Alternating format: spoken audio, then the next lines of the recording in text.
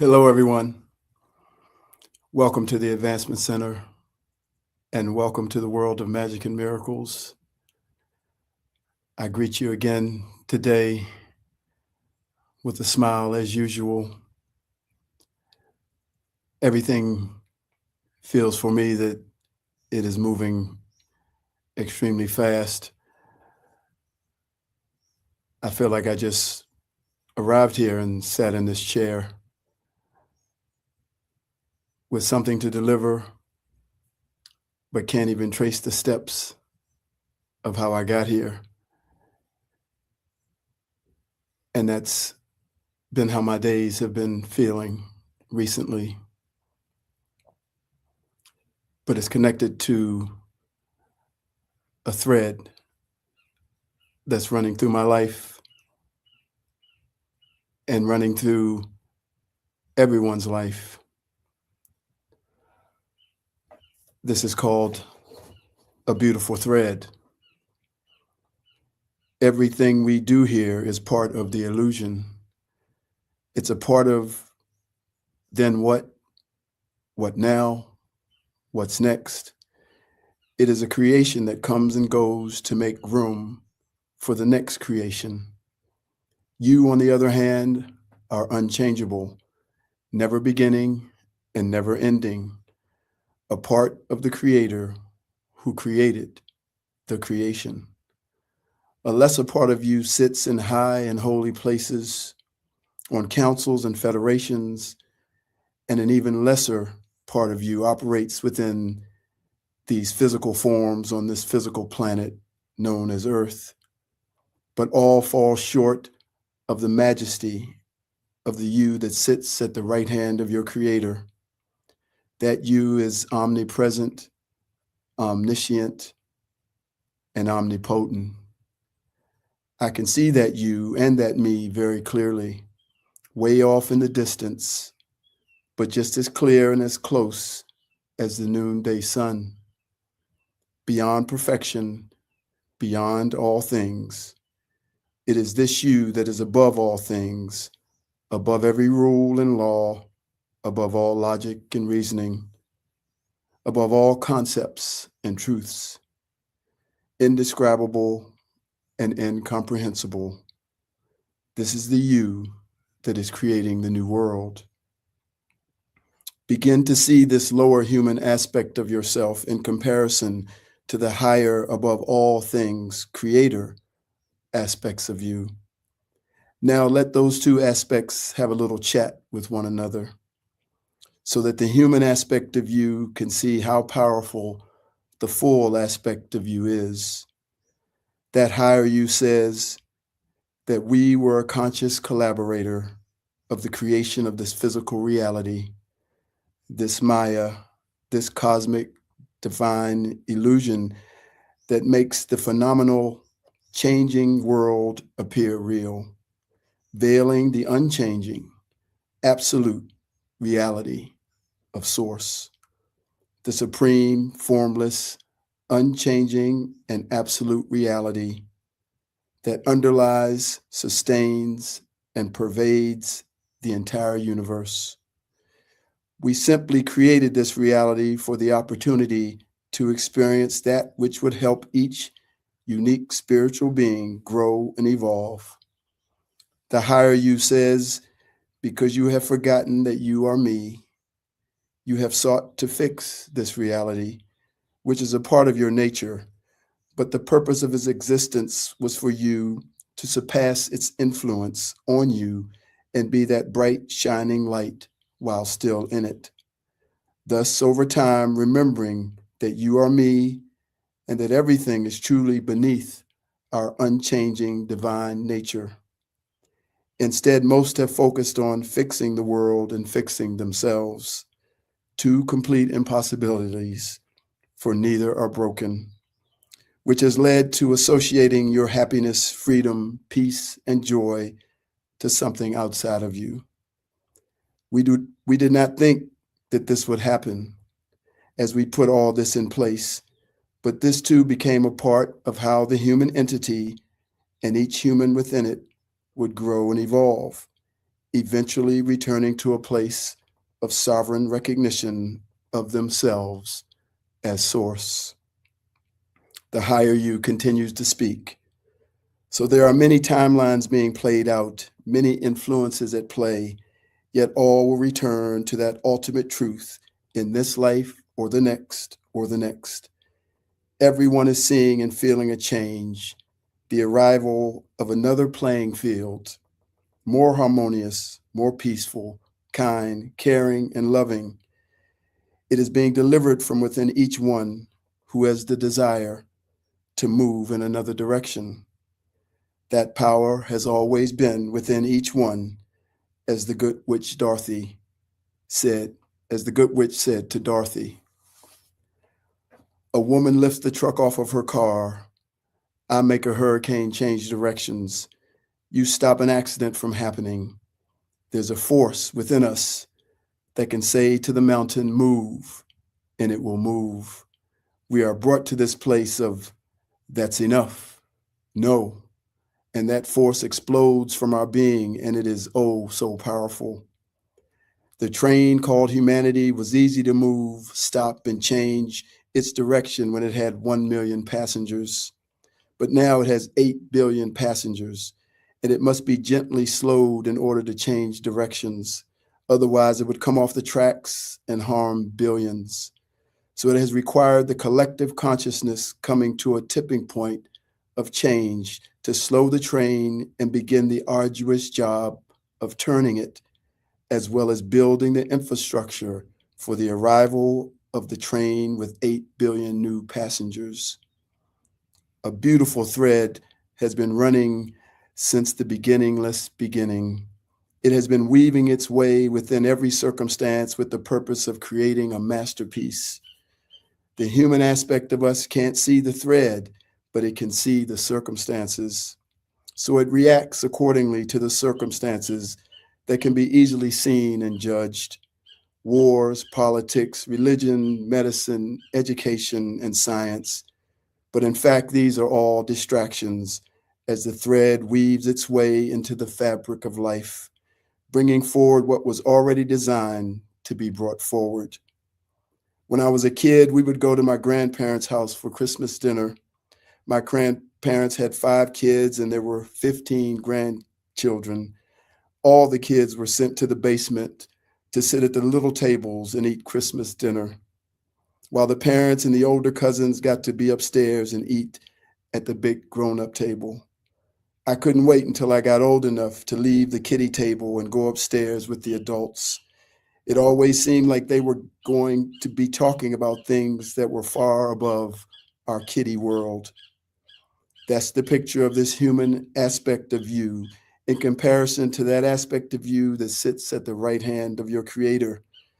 The human aspect is focused on the kiddie distractions, while the higher aspect of you is creating everything by weaving the thread of magic and change with sovereignty and authority, which the children downstairs at the kiddie table are too distracted to see that power within themselves. So relax and know that everything is unfolding as it should. Follow your spirit, for even in this very moment, it is leading you to your next destination along your journey of discovering who you really are and what you are really here doing. Taking you past the distractions of the kiddie table so that you can be fully conscious of the beautiful thread as it weaves its way through eons of time to turn the mighty train called humanity into a brand new direction. That higher you is now trying to get your attention. It is saying, come join me upstairs above all things at the right hand of our Creator and see for yourself that all is well and that we are right on schedule.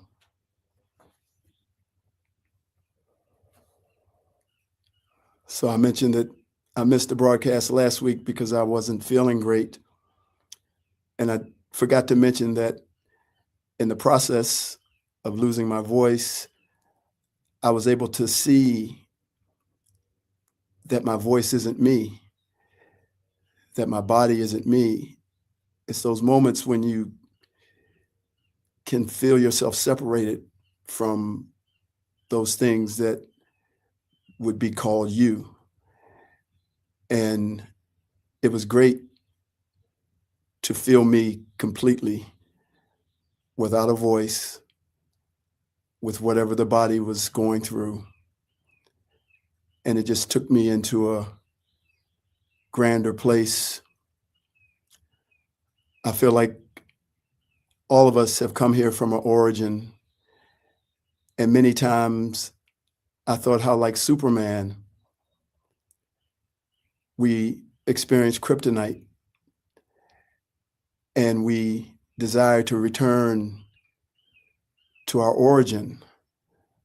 Superman, delivered as a baby, had a crystal in his crib. And when he got older, his earthly parents gave him the crystal and he knew what to do. And it formed a crystal cathedral. And in it was all he needed to restore his body. Each time he had some difficulties, he would go to that crystal cave and it would give him what he needed. And the enemy knew that kryptonite was what would weaken him. And I feel like each of us have that kryptonite. For some, it can be just being here in the human form, in the world of humanity, in the resistance of how you see yourself and who you are. For a time, we're given enough support to sort of transmute the kryptonite, but then it may take a stronger position, and we need to find something that we left here for ourselves to restore us to that being that we truly are. It could have been left in food, an ingredient, in a beverage, in a word, in a star. And all we have to do is connect. And we're back home and we're restored to our natural beingness,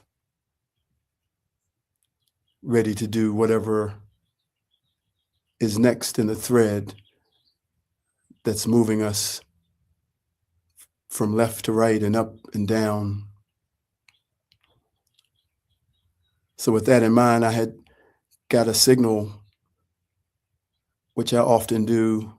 It's been a while, to just read chapter 1 of The Magic of Life by Robert Young.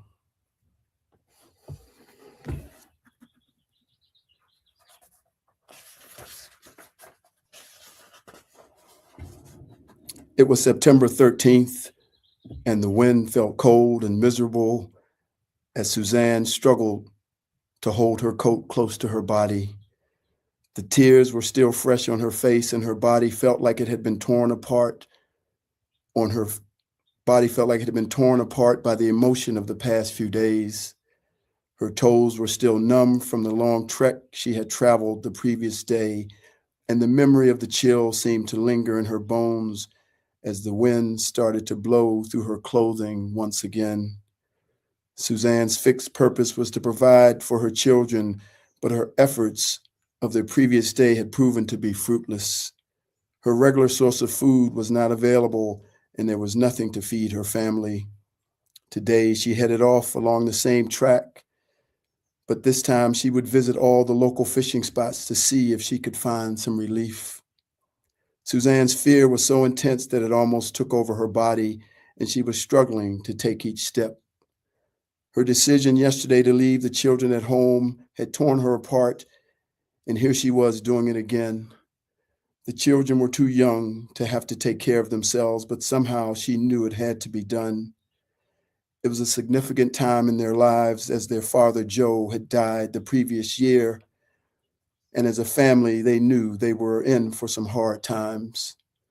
Suzanne had battled along, and the children lived in fear of what would happen to them all. Suzanne felt so alone. And each day seemed to get longer as the tasks became harder, and she struggled to survive against the increasing panic that ravaged her body. Suzanne had forgotten all about her friends and those who could help her, and was almost to the point where her brain and her body were ready to give up. The wind blew, and the drizzling rain began to play tricks with Suzanne's eyes. The clouds were low, and the mist of the morning hung like a mystic curtain, always out of reach and just in front of Suzanne's vision. No matter which way she turned, it was the same.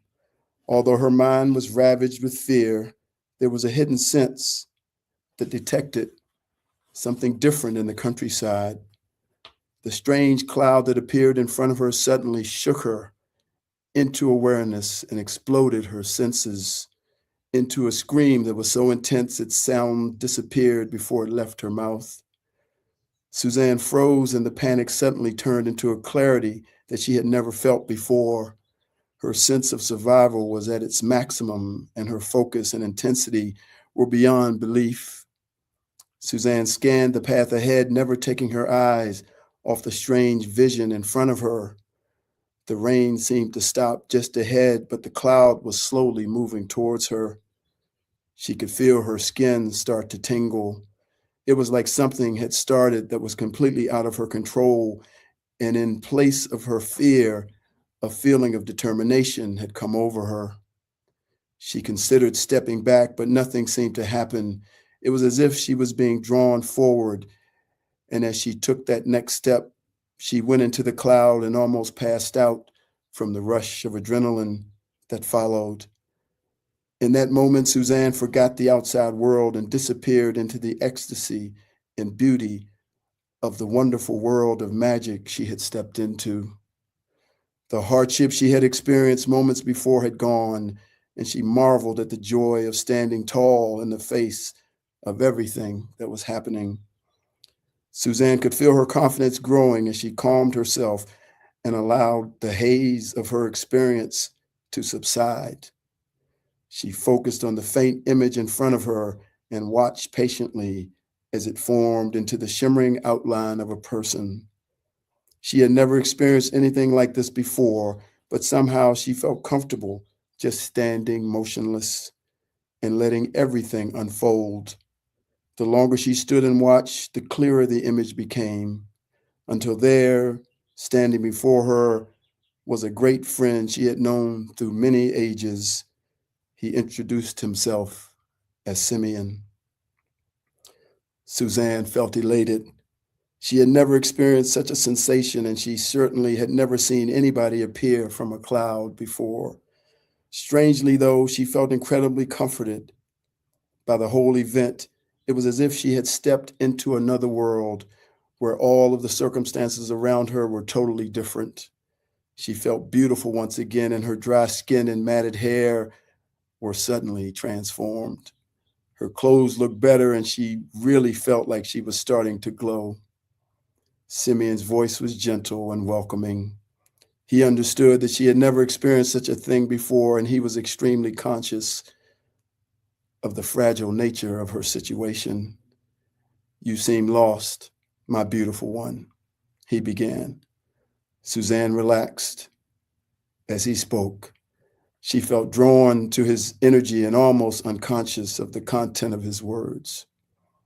Simeon continued, "We have been watching you, and we understand your struggle. You have been through a lot, and now I would like to help you." Suzanne stood motionless. He turned slowly and continued, "Follow me, and we will get food for your children. I want to show you how to move on to a different life." The small island on which Suzanne lived was a place of beauty, with its harsh and rocky landscape and its wind-blown shores in contrast with the gentleness of the tree-lined hills in the distance. It was something beyond imagination. The life that Suzanne knew was simple but limited to this place where she was born. So when Simeon said, move to another life, she had no concept of what he was saying.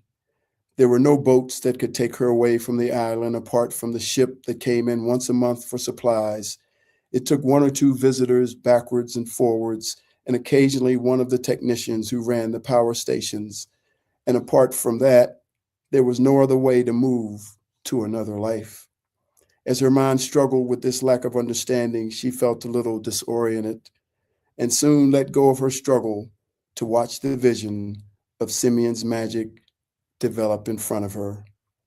A vision appeared in front of her. She could see her children running around, enjoying themselves, laughing and playing, looking bright and healthy, with no trace of fear or hardship. Suzanne blinked and looked around, but she could only see the vision in front of her. She watched intently, and then, as quickly as it appeared, it disappeared. The picture had vanished, but it had been imprinted in Suzanne's heart as something more important than reality itself. Suzanne willingly followed Simeon, totally unconcerned about her well-being, and acknowledged that she felt unusually fit and happy. As she walked along, she felt a spring come back into her step, and her fairy-like nature returned. They reached the waterfront where the fishermen normally gathered, but to her surprise, there was nobody around. They walked down to the small deserted jetty and looked out to where the fishing boats were moored. Everything seemed peaceful and calm, and Simeon turned with a serious look on his face and waved his hand slowly across the jetty. The air seemed to shimmer like a mirage. Then suddenly, several baskets of fish fillets and shellfish appeared before her. It was like a banquet laid out ready to eat. Oh, if I only could carry all this and take it back to my children. Just as the thought appeared, the banquet lifted off the ground and slowly moved forward, disappearing into the surrounding mist that Suzanne had not noticed since she first stepped into it. She immediately turned to Simeon. What happened? Your wish has been granted. The fish will be taken back to your children, he said. There is too much for our family, replied Suzanne. Simeon smiled and quietly said,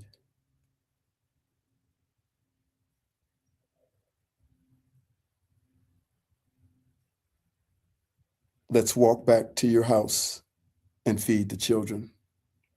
As they walked along the path, Simeon seemed to become real, and Suzanne felt that she needed to reach out and touch him. She could hardly believe the love that existed between them. Her senses became sharp and her whole body tingled with excitement. Simeon had been with her for 10 minutes, but it seemed like a lifetime. Simeon's love was something she could never explain, and all of the strange things that had happened around her seemed so natural. In the distance, Suzanne could see the little cottage coming into view around the edge of the cliff. Her feelings were high, and the sight of the cottage triggered her emotions. She turned around quickly, wrapped her arms around Simeon, and gave him a hug. She could not believe this feeling inside her. It was as if he had melted straight into her being, and they both stood there in the magical essence as one. As her focus returned, she pulled back but was unable to speak. She wanted to say so much, to express her thanks to him, but was unable to utter a word. Simeon smiled and said, yes, I'm real, and everything is okay. Now let's go feed the children. They walked into the house, and suddenly all the fish appeared on the kitchen table. The children jumped with joy, and Suzanne could see the life coming back into their little bodies. The heavy atmosphere that had been in the house for months suddenly lifted, and laughter and happiness came back into the family. Suzanne quickly set about preparing and cooking a beautiful meal, and she thought of Joe and his continuous struggle to provide the abundance she was experiencing at the moment. He had always provided for his family, but he knew that their destiny had to change. When his boat capsized and he was lost to the darkness of the sea, Suzanne remembered very clearly the promise that he always made. If ever I am taken by the sea. You and the family will be looked after. I have been told by God, and there is no doubt. And now, if he could look down on what was happening, he would be overjoyed by the vision.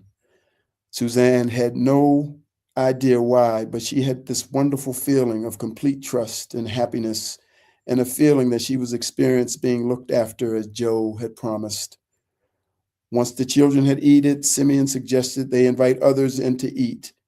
It was then that Suzanne realized she had been staying away from all her friends. With hardship, she had reached a point where she couldn't face anyone, and go out now to offer them food seemed so difficult.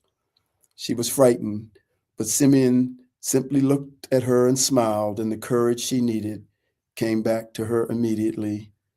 Suzanne's life had become so distorted by fear and tragedy that she forgot how close her neighbors were. Only a few minutes down the road, and she could see her long lost friends. These were the people she had lived with all of her life, but had pulled away from because of her circumstances. Suzanne put on her coat and headed off to see her friends. She hoped that the food would stay warm, but quickly forgot as she met each of her friends. They were excited and happy for her and were happy to follow her back to the house and enjoy a huge feast. Within the space of 4 hours, Suzanne's life was back to normal. Happiness was bubbling through her body, and the magic of the world was once again obvious to her. She looked around the crowd for Simeon. "Do I have to move?" she asked as she turned to face him. "You have moved, Suzanne. It all may look the same, but it doesn't feel the same. You have actually moved a long, long way from where there was hardship to where there is joy and happiness, and the world has allowed you to do that without any objection at all," answered Simeon. Suzanne wondered at the simplicity of what had happened and how it had been possible for the magic that had just played out in front of her. She wondered about the major difference in herself and her children and friends. It was all because of the intervention of one person and the provision of one meal. Everybody's life had changed in that very short period of time. Suzanne wondered if Simeon would be around all of her life. "How long are you staying?" she asked him. "I have always been with you and always will be. There will come a time when I will return to earth and you will know me again. But on this occasion, I am here for a short time to help you see the simplicity of what is needed to make your life full." Suzanne's face glowed, and the people around her were excited. They listened intently, but had no idea that Simeon had moved heaven and earth to come and stand before Suzanne, so that she might know she could change and move on. Suzanne could not describe what Simeon had done, but the essence of her whole being clearly reflected the amazing results. Suzanne and her friends enjoyed a beautiful time together, but it was soon time to sleep. It wasn't long after everyone had gone home and the children were in bed that Suzanne fell into a peaceful, dream-filled sleep. The dreams were clear and as exciting and almost as amazing as the day she had just left behind. She saw so many things and received so many instructions that it seemed like the night would never end. Not once did she wonder where Simeon had gone. He was there when she went to sleep, and he was there in her dreams, and she was sure that when she awoke in the morning, he would be there again.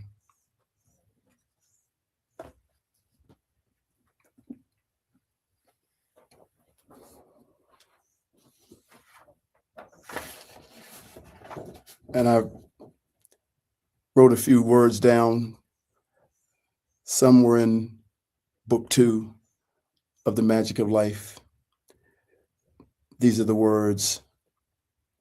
"During your travels, you may feel like the focus of every person in the world has turned to you And that is exactly what we want to happen to take the direct focus off Suzanne. It's your support that's required to allow Suzanne to do the work that she was born to do. And as a result, you will probably find yourself in the limelight.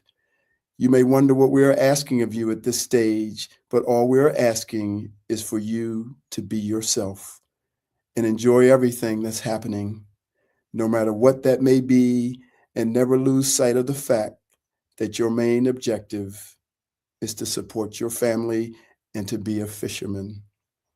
You will be guided in every moment. Here's another. Simeon replied, once again, the activity has started. You have done everything you need to do, and now you need to get out of the road so that people will carry their own load instead of putting it on you.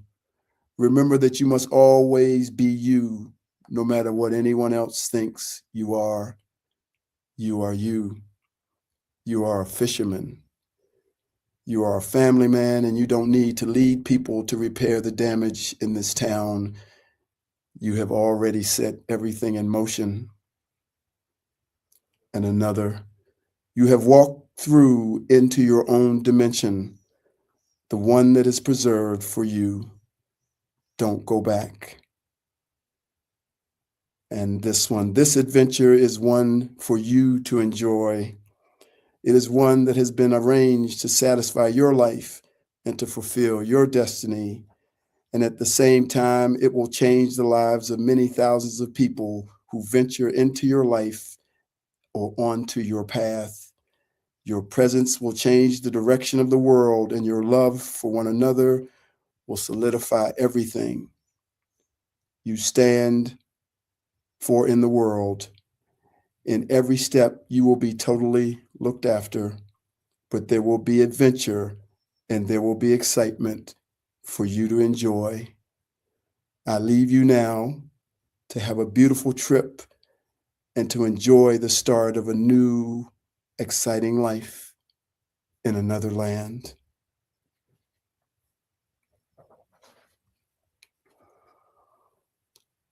Suzanne and her husband Bill and their family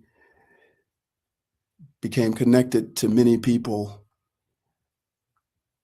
They realized they had lived another lifetime together, and magic was oozing out of their being. It was all activated at the perfect time. And what they did was incredible. But that thread was being weaved eons ago, and each one was always restored to the fullness of the magnificence of their being, even as they had to overcome kryptonite in their life. So stand tall. Know that Simeon and beings like him stand at the ready. Find what you left for yourself. Talk to that you who placed it there, and come through every challenge with an attitude and a power that will light up the world. Thank you for joining me today. As always, there's love, there's magic, and there's laughter. But most importantly, there's laughter. Thanks again. I am David.